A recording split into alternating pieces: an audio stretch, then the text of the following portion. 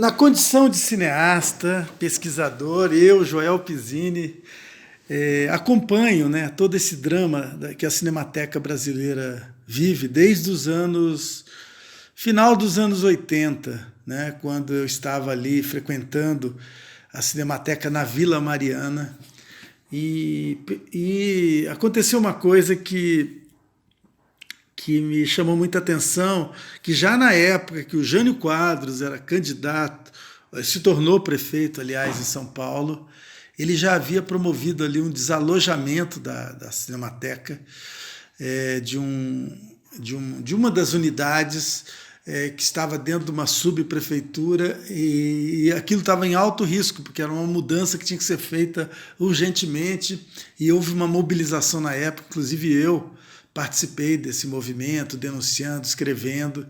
Imagina, isso foi um primeiro episódio assim que revela, né, como a Cinemateca ela sempre está sob risco, sob ameaça, né, porque ela é tratada ainda como um depósito, né? Porque um filme, ele acontece, ele é exibido, ele é premiado, ele é lançado, então ele tem uma visibilidade. E esses negativos, eles vão para algum lugar, que no caso é a Cinemateca, para quem não sabe, é uma espécie de biblioteca do cinema, onde se guardam as matrizes, que precisam de uma determinada temperatura, né? Condições climáticas, enfim. E isso não tem uma visibilidade aparente, né? As pessoas, o público, ele tem acesso a um filme, a um lançamento, e depois não se sabe para onde vai esse material, aonde ele é guardado, aonde fica a reserva técnica. E falta no Brasil, de fato, uma política de preservação para que esses materiais sejam guardados ao longo do tempo, né? Porque há um desgaste, né? É um material químico. Agora tem a era digital, mas grande parte das matrizes dos filmes históricos, desde os anos, né, dos anos 20 até hoje, eles precisam de tratamento, né? Tem filmes que são em nitrato, são inflamáveis, então precisa de um tipo de guarda muito mais sofisticado. Enfim, então o grande drama é esse, e não é só no cinema, nas artes plásticas também. Os museus sofrem muito com isso, porque a pesquisa não é aquela, né, ela não tem uma visibilidade imediata, ela é feita intramuros, ela não aparece, e há pouco investimento estatal nessa área. Enfim, então esse galpão agora da Vila Clementino que incendiou, ninguém sabia ao certo, talvez nem no meio cinematográfico se sabia ao certo que ele existia, porque existe uma sede, que é a Cinemateca na Vila Mariana, mas que já não dá conta, né, de arquivar essas centenas de filmes, né, que são produzidos ao longo da história e que precisa de um espaço, né? Precisa de uma morada. Essa memória precisa de uma morada. Então esses materiais ficam ali naquele depósito. Quando acontece uma tragédia, a gente fica sabendo. Aliás, muita gente acha que o incêndio foi na Vila Mariana, né? Porque ali é o eixo central, né, da Cinemateca Brasileira, que é considerada a maior da América Latina e que tem uma importância imensa, é um patrimônio da humanidade. Ela não diz respeito só a produtos, a filmes de entretenimento, ou filmes de espetáculo. Ela tem uma natureza antropológica, né? Ela é um patrimônio que tem todo um sentido de nacionalidade, né? Que nos diz respeito à nossa identidade, que espelha a nossa história, né? Enfim, essa falta de uma política ela precisa, né, também encontrar eco na população. A população precisa se apropriar mais disso. Então, a questão que vocês fazem, em primeiro lugar, precisa haver uma campanha de difusão mostrando o sentido, o valor e a função de uma cinemateca. O público precisa saber, porque esse patrimônio pertence à população brasileira, né? Tem autores, produtores com seus direitos autorais, mas isso transcende ao sentido privado, né? São filmes que dizem respeito à nossa memória artístico-cultural, né? Ali estão as primeiras imagens da Baía de Guanabara, ali estão os primeiros filmes, ali tem toda uma tecnologia, uma documentação de como é a economia, a política do país, né? Então, e tem filmes ali de importância internacional, né? Ali é o nosso álbum de família, como diz o Patrício Guzmán, né? E só para citar como falta uma política específica para esta área, é que na década de 80, por exemplo, os filmes as cópias dos filmes eram feitas a partir de negativos, né? Só que era necessário, e é necessário no caso de película, que é fotoquímica, né, feita com emulsão de prata, grãos de prata, isso precisa de uma preservação muito especial. Então, durante a década de 80, as cópias eram feitas diretamente de um negativo. Então, às vezes, eram feitas 100, 200 cópias de um negativo, e o negativo era completamente danificado, né? Por isso é recomendável que, ao invés de fazer cópia direto do negativo, que se faça um chamado contratipo, que é uma matriz, uma segunda matriz, que a partir daí as cópias são feitas para se preservar. Inclusive as cinematecas hoje guardam cópias, inclusive, de preservação dos filmes, para que os negativos não sejam estropiados. Então tem muitos filmes produzidos na década de 80 que estão com seus negativos destruídos, porque não houve esse cuidado ou não houve esse investimento para que fossem feitos contratipos, né, matrizes adicionais que salvaguardasse, sabe, né, os originais de cada filme. Então isso mostra como existe aí um universo secreto que o público não conhece, não sabe, e às vezes os próprios autores não têm consciência disso, né? Que você, ao produzir um filme, você tem que destinar uma parte, deveria pelo menos, destinar uma parte do orçamento para que o filme seja preservado, que ele atravesse o tempo, né? Porque senão ele vai inevitavelmente desaparecer, né? Os negativos vão ser danificados. E agora, na era digital, também existe cuidados redobrados, porque porque precisa se resolver também essa questão da preservação. Enfim, então eu acho que precisam ter várias frentes. Uma que é um processo didático, né, de uma, entre aspas, alfabetização do que seja o sentido do patrimônio histórico, né, quer dizer, uma política que seja de investimento, incentivo para a pesquisa, para a formação, né, de pessoas especializadas, né, em patrimônio, em preservação, né, em conservação de filmes. Tanto é que já existe uma disciplina agora específica nesse sentido que algumas universidades estão adotando. E também uma valorização maior da produção nacional, né? A gente não pode ficar refém, né, de investimentos que venham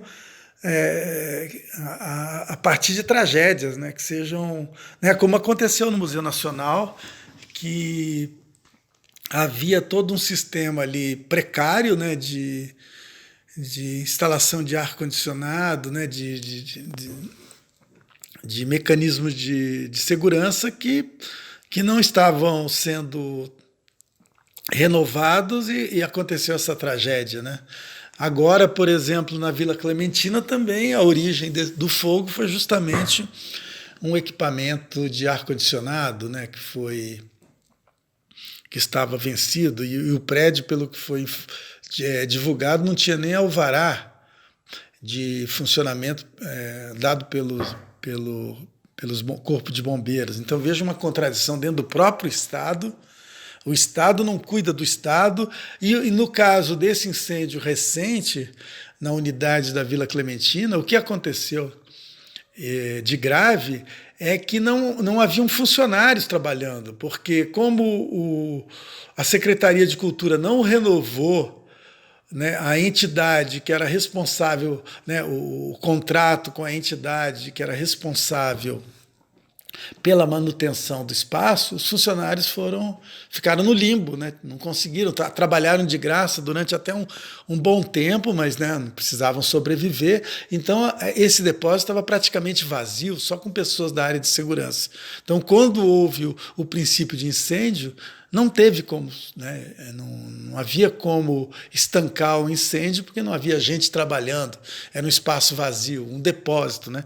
Então, essa mentalidade de tratar o patrimônio como um depósito, né, como uma coisa que está lá dentro de sala, estocado, é uma visão muito... uma visão completamente de negligência, né? Que não há uma estratégia de preservação, não há uma política, não há uma política pública, né? Então, espero que agora, com o impacto que houve, a comoção nacional, né? Porque isso atravessou a fronteira, né? O mundo inteiro está chocado com isso. Espero que haja agora um cuidado, né? As pessoas vão ficar mais atentas, né? Eu participo da Associação Paulista de Cineastas que está super atenta, se reunindo, né? A Abrace, no Rio de Janeiro, também está se mobilizando, e vão surgir campanhas agora, para que a população entenda o que está acontecendo, né? Porque ela é parte ultra interessada. Isso é patrimônio histórico, pertence à nação brasileira, né? E então são filmes preciosos, são clássicos, são registros, documentações, programas de televisão desde o início da TV no Brasil. Então o que precisa ser feito agora é uma mobilização geral, tanto por parte da classe cinematográfica, que já está se mexendo através das suas entidades, né?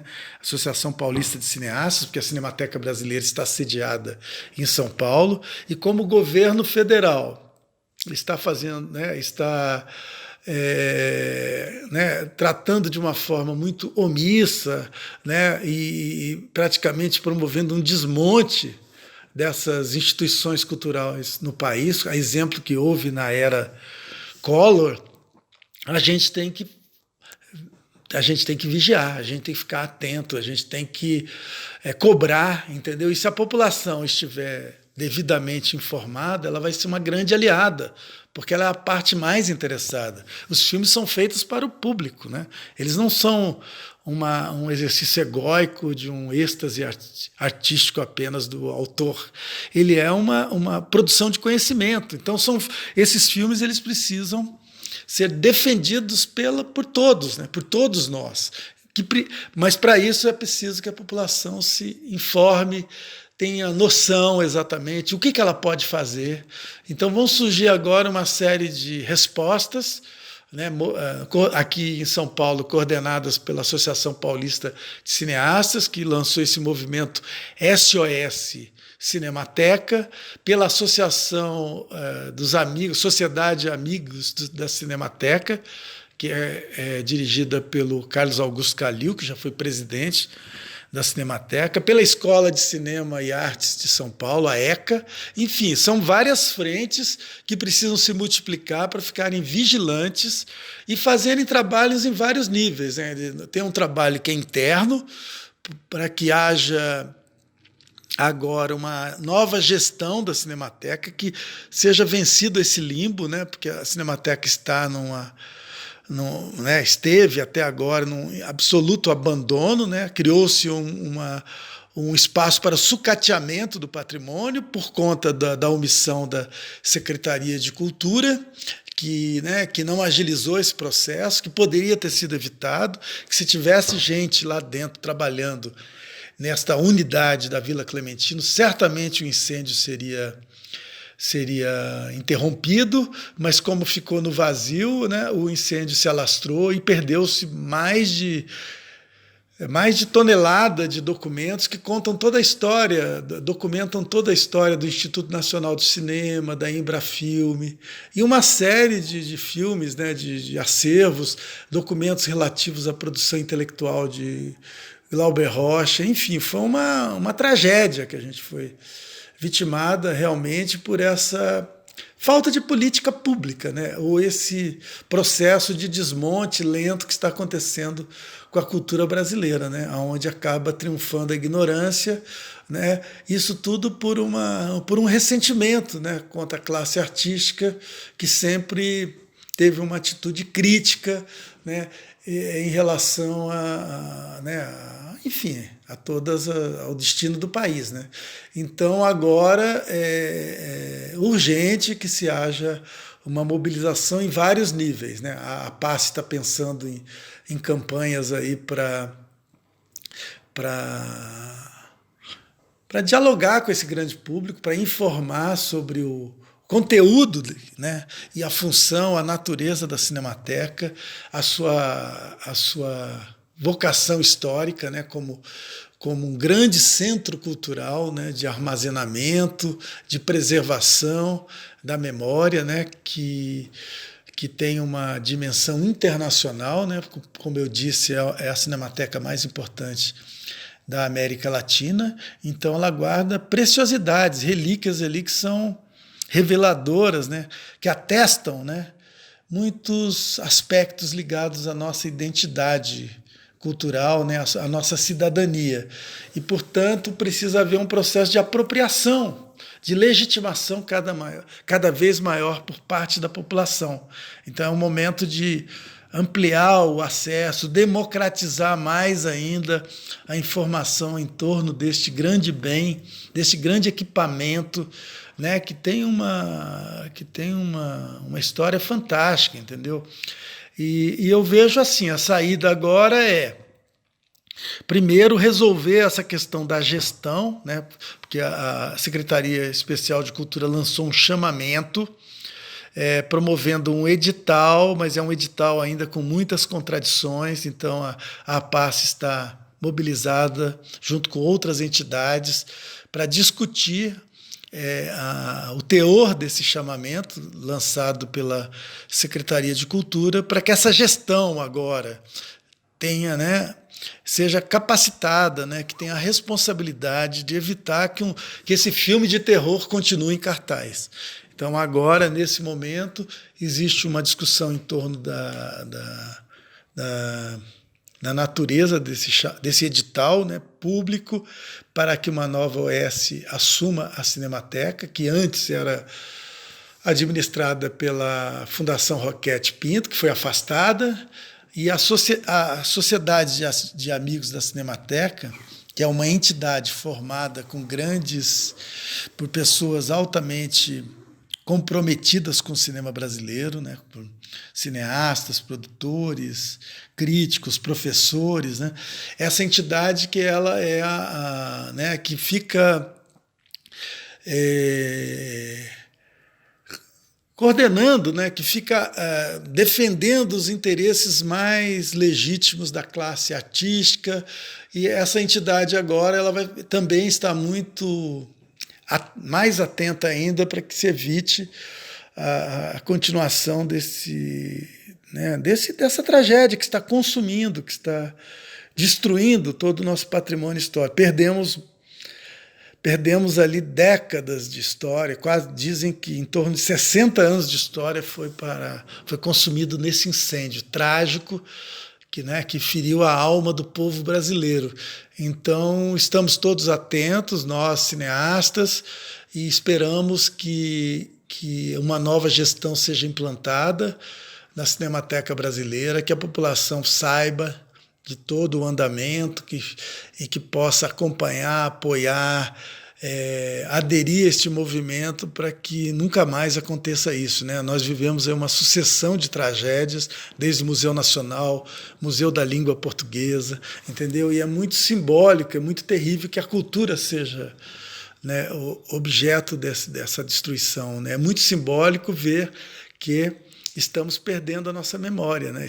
A memória está sendo destruída e como existe uma metáfora, uma frase do Aloysio Magalhães, que foi um dos precursores do patrimônio histórico brasileiro, que ele dizia o seguinte, que ele recorre à ideia de uma estilingue, né? Em muitos lugares chamado como funda, que é onde quando você pega uma pedra e projeta para trás, quanto mais força essa pedra é projetada, né, com elástico para trás, e ela com mais força ela vai ser lançada para frente, para o futuro, né? Então, quanto mais você recuar na sua memória, mais para frente a gente consegue se consolidar como nação. Então, essa metáfora do estilingue, eu acho que se aplica muito bem quando se trata do patrimônio histórico. A gente precisa, né, olhar, guardar, preservar a nossa memória para a gente entender como cidadão, como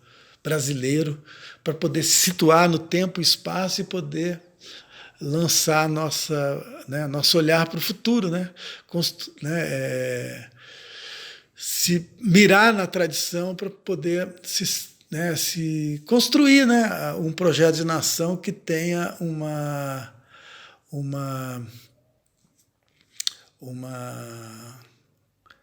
força, né, na contemporaneidade, né, que a gente consiga se afirmar, né, dentro da cena audiovisual internacional com muita força, com toda a nossa história, que ela é muito original, que ela já provou isso, né, através de, né, grandes artistas que se destacaram, né, no cenário internacional, como Glauber Rocha, Nelson Pereira dos Santos, Cacá Diegues, Joaquim Pedro de Andrade, Anselmo Duarte, são grandes artistas que deixaram a marca, que abriram as portas para a cultura brasileira e hoje são referência internacional, né? São nossos modelos. Então o Brasil ele tem uma respeitabilidade, uma credibilidade internacional construída a muito custo, com muito sacrifício, por artistas que deram sua vida para erigir esse patrimônio audiovisual, né, que hoje pertence à humanidade. Então nós não podemos deixar que todo esse acervo seja vítima, né, da intolerância, da indigência cultural, do menosprezo, né, daqueles que apostam na ignorância para que possam se permanecer no poder.